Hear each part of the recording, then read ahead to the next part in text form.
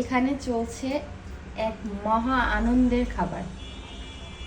এটা কি আপনারা হয়তো দেখেই বুঝতে পারছেন,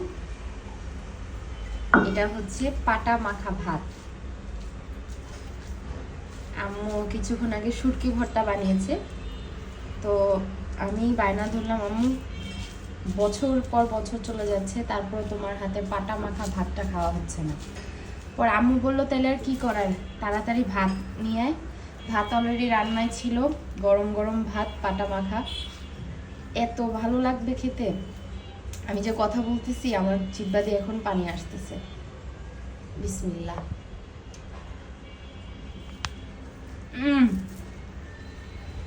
best, thank you so much আম্মু, বেস্ট হয়েছে।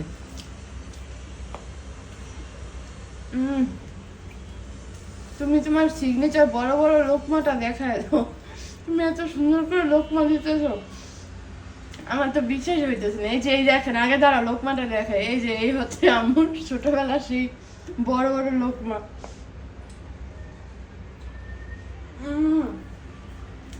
দাও, এটুকু আমি খাবো।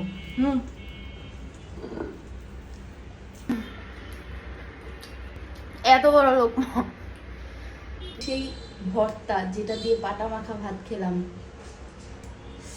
ইয়াম্মি ডিলিশিয়াস হয়েছে, এত মজা, ঝাল যেমন তেমন মজা। থ্যাংক ইউ সো মাচ আম্মু।